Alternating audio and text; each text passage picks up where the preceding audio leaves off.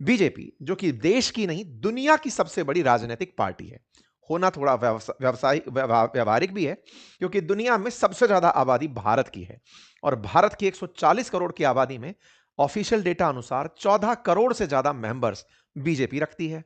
BJP के बाद जो दूसरे नंबर पर आती है राजनीतिक पार्टी विश्व में, वो यही सीसीपी पार्टी जो चीन की है, जिसके पास 10 करोड़ सदस्य हैं, इसका नाम लिया जाता है।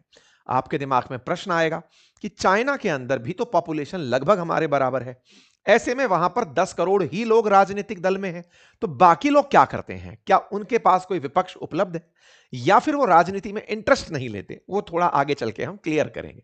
लेकिन फिलहाल के लिए बीजेपी अपने आप को एज ए नेशनलिस्ट पार्टी बताते हुए प्रमोट करती चलती है। बीजेपी का मानना है कि वो दुनिया की लार्जेस्ट पार्टी है और देश के अंदर देश के साथ देश के लिए काम करने के लिए राष्ट्रवाद की भावना पर चलती है और उसमें बिल्कुल इस समय पार्टी के चेहरा बने हुए हैं प्रधानमंत्री नरेंद्र मोदी जी, बिल्कुल वैसे ही जैसे चीन के अंदर उनकी पार्टी के लीडर शी जिनपिंग चेहरा बने हुए हैं।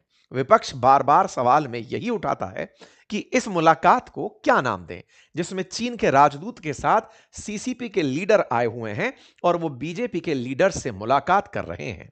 यह तस्वीर हेडलाइन बनती है कि चाइनीज कम्युनिस्ट पार्टी के डेलीगेशन का बीजेपी ऑफिस में विजिट होता है और यह विजिट गलवान वैली इंसिडेंट के बाद पहली बार होता है। गलवान वैली इंसिडेंट के बाद हालांकि बहुत सी चीजें पहली बार हो रही हैं। उनमें चाहे दोनों देशों के बीच विदेशी सेवा के लिए फ्लाइट का शुरू होना हो, दोनों देशों के बीच व्यापार की सुगमता को बढ़ाने का प्रयास हो, नेताओं की आपसी मुलाकात हो, प्रधानमंत्री का चीन दौरा हो, विदेश लेवल को संचार रूप से चलाने के लिए तमाम विदेशी निवेश के तरीके हों, बहुत सी चीजें फिर से खुल रही हैं। लेकिन इस बीच में यह हेडलाइन मायने रखती है। विपक्ष पूछता है कि लाल आंखों की जगह रेड कारपेट क्यों बिछाया है? जवाब दीजिए। आइए इस पूरी कहानी को पहले चीन की राजनीतिक व्यवस्था को समझते हुए लिए चलते हैं।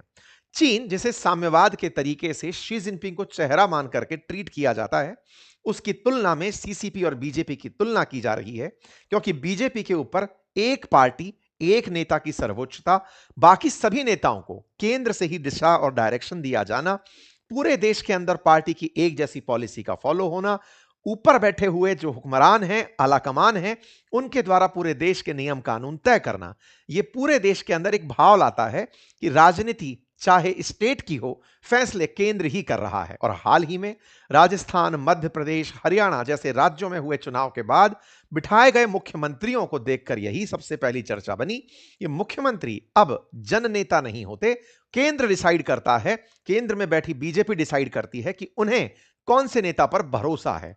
पहले तक ऐसा हुआ करता था कि उस क्षेत्र का, उस राज्य का सबसे लोकप्रिय नेता, सबसे ताकतवर नेता मुख्यमंत्री पद का दावेदार होता था। लेकिन लगातार इन राज्यों में जिन्हें मुख्यमंत्री बनाया गया वो एक गुजरात मॉडल की तरह पाया गया, जिसमें मुख्यमंत्री को हटा भी दिया जाता है, दूसरा मुख्यमंत्री बिठा दिया जाता है, उसका कोई फर्क नहीं पड़ता। मुख्यमंत्री के चेहरों को राज्यपाल की तरह अब बदलने का काम केंद्र में बैठी बीजेपी जो कर रही है, उससे सवाल बनते हैं कि केंद्र की सर्वोच्चता स्थापित करते हुए क्या राज्य के लिए मामले जो हैं या लोकल पॉलिटिक्स के कोई मायने रह भी जाएंगे या फिर नहीं? इन सभी प्रश्नों को हम तलाशने से पहले कम्युनिस्ट पार्टी ऑफ चीन जो है उसकी चर्चा कर लेते हैं, क्योंकि कम्युनिस्ट पार्टी ऑफ चाइना की इस मुलाकात पर तमाम प्रकार के प्रश्न उठ रहे हैं। हाँ, कुछ इस क्रोनोलॉजी से समझा सकता हूं।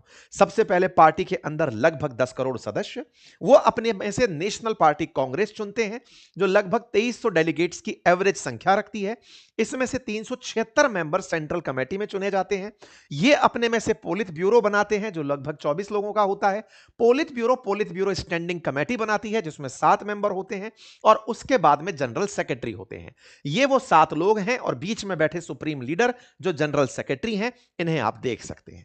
यहां पर जनरल सेक्रेटरी के साथ पोलित ब्यूरो के ये जो 7 मेंबर हैं, असल मायने में ये चीन के अंदर मेजर जिम्मेदारियां निभा रहे होते हैं। इन्हीं के पास बड़े बड़े मंत्रालय होते हैं, इन्हीं के पास में मेजर महत्वपूर्ण जिम्मेदारियां दी हुई होती हैं। इसी के साथ साथ ये जो बाकी बचे 24 मेंबर हैं, इन्हें भी बहुत से काम दिए जाते हैं, 24 इन्हीं के अंदर से हैं, तो इन्हीं में से जो बचे हुए मेंबर रह गए उन्हें बाकी काम दिए जाते हैं, और भी ज्यादा काम की जरूरत होती है तो फिर नीचे से लोग उठा लिए जाते हैं। जैसे हमारे देश के अंदर तमाम प्रकार के मंत्रालय होते हैं, ऐसे यहां पर मंत्रालय, politburo, standing committee, politburo, इन सबके पास कार्यों का विभाजन होता चला जाता है। अब सवाल है कि यहां पर ये जो दिख रही हैं मैडम, ये कौन से विभाग से हैं, ये कहां से बिलोंग करती हैं? तो देखिए, इस पार्टी ने अपना एक इंटरनेशनल पहचान बनाने के लिए कि लोग वन पार्टी सिस्टम के बारे में समझें, वन पार्टी सिस्टम का मतलब तानाशाही नहीं है ये समझें, इलेक्शन होता है लोगों की सुनी जाती है ये समझें, इसके लिए इन्होंने ग्लोबल फुटप्रिंट छोड़ने का तरीका अपनाया हुआ है। इसके लिए इन्होंने एक इंटरनेशनल डिपार्टमेंट बनाया हुआ है।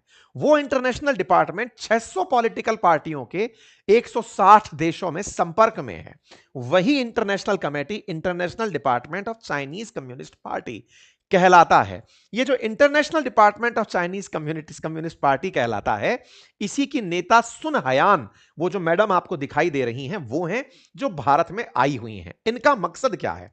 इनका मकसद दुनिया भर के अंदर चाइना की राजनीतिक व्यवस्था को समझाना है।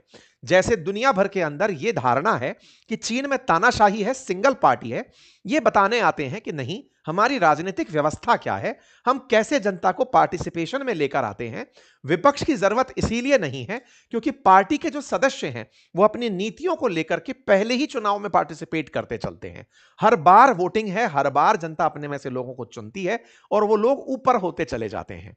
इसका मतलब यह कतई नहीं होता कि जनता की सुनी ही नहीं जाती है। अच्छा, लेकिन हां, अब आपके पास एक काउंटर क्वेश्चन बिल्कुल रहेगा। उनके पास जो 10 करोड़ सदस्य हैं वो एक ही राजनीतिक दल के हैं। वहां पर हो सकता है कि कोई ऐसी पार्टी होती जो डेमोक्रेटिक पार्टी के नाम से चल रही होती, रिपब्लिक पार्टी के नाम से चल रही होती, विचारधारा में बिल्कुल अलग होती, देश को कोई अलग विजन दे रही होती, तो हो सकता है कि चाइना के अंदर राजनीतिक प्रतिनिधित्व बढ़ता और ऐसे में एक अलग विचारधारा भी वहां पर एग्जिस्ट करती। अर्थात सिंगल पार्टी सिस्टम होना ही कंप्लीट लोकतंत्र नहीं है, लेकिन चीनी लोग कहते हैं कि यह कंप्लीट तानाशाही भी नहीं है। हम सुनते तो हैं लेकिन विचारधारा एक ही रखते हैं, इस वजह से उसी के अराउंड आपको सोचना होता है। हम सेकंड थॉट देते ही नहीं हैं। जब तक किसी देश में सेकंड थॉट एग्जिस्ट नहीं करती तो इसे हमारे देश में तानाशाही ही माना जाता है, क्योंकि आपके पास सेकंड थॉट की स्थान होनी चाहिए। चूंकि चीन में वो नहीं है, इसीलिए वन पार्टी सिस्टम को हम लोग कंडेम करते हैं कि नहीं भाई, तुम्हारा सिस्टम समझ से परे है। ये यात्रा इनकी भारत के पड़ोसी देशों में भी रही है, चाहे फिर आप मालदीव्स में देखें, चाहे आप बांग्लादेश में देखें। इसी तरह की यात्रा इनकी भारत में भी रही, और भारत में केवल बीजेपी के साथ ही यात्रा नहीं रही, इनकी यहां की कम्युनिस्ट पार्टी के लीडर्स के साथ भी मुलाकात हुई है। अर्थात इनकी मुलाकात में देश के अंदर राजनीतिक दलों में कई राजनीतिक दलों के प्रतिनिधियों से इनकी मुलाकात हुई। लोगों की प्रतिक्रियाएं आई कि प्रधानमंत्री मोदी उस समय इनसे मुलाकात करवा रहे हैं अपने नेताओं के, जिस समय सक्सग्राम नामक जो क्षेत्र है, सक्सगाम वैली, जिसको कभी पाकिस्तान ने 1963 में चीन को भेंट कर दिया था, पाकिस्तान ऑक्यूपाइड कश्मीर का हिस्सा, उस समय पर चीन उस क्षेत्र में निर्माण कर रहा है। भारत उसका विरोध करने के समय इनके साथ मित्रता निभा रहा है। सक्सगाम वैली के मामले को भारत में विपक्ष के आरोप पर सत्ता पक्ष का कहना यही है कि यह उस समय की बात है जिस समय देश में नेहरू जी का शासन होता था। 62 के युद्ध में चीन भारत के अंदर घुस आया था, बड़े हिस्से पर कब्जा कर लिया था। पाकिस्तान ऑक्यूपाइड कश्मीर का एक हिस्सा पीओके से चाइना को दे दिया गया था। उस पर आज की प्रतिक्रिया वर्तमान रूप से विरोध की है जो हम कर चुके हैं, लेकिन विरोध के साथ साथ हम इनके साथ बातचीत में हैं, उसके अवसर हमने खोले हुए हैं। तमाम प्रकार के अपोजिशन के आरोप, सत्ता पक्ष की अपनी तरफ से सफाई, ये सब चलती चली आई। इस पर विपक्ष की तरफ से कांग्रेस ने कहा कि साहब, हमें दिक्कत आपके मिलने से नहीं है, दिक्कत यह है कि अगर विपक्ष का कोई नेता मिल लेता तो बीजेपी इसे एमओयू करार दे देती और कहती कि देखिए देश के विरोध में इन्होंने ऐसा कर लिया। चल रही बहस पता हो। भारत की तरफ से सक्सगाम वैली पर पहले भी अपनी प्रतिक्रिया वैसे ही दी जा चुकी है जैसे सीपैक पर दी है। ऐसे में फिलहाल बीजेपी पर यह आरोप लगना कि यह वन नेशन वन इलेक्शन की बात करती है, वन नेशन वन लॉ की बात करती है, वन नेशन वन टैक्स की बात करती है, तो क्या यह प्रेरणा वन नेशन वन पार्टी से ले रही है, ये तो बीजेपी ही बेहतर बता पाएगी। फिलहाल के लिए तस्वीरों से अगर जो मायना निकल पाता वो बात आपके सामने हमने रख दी है। आगे बढ़ते हैं साहब।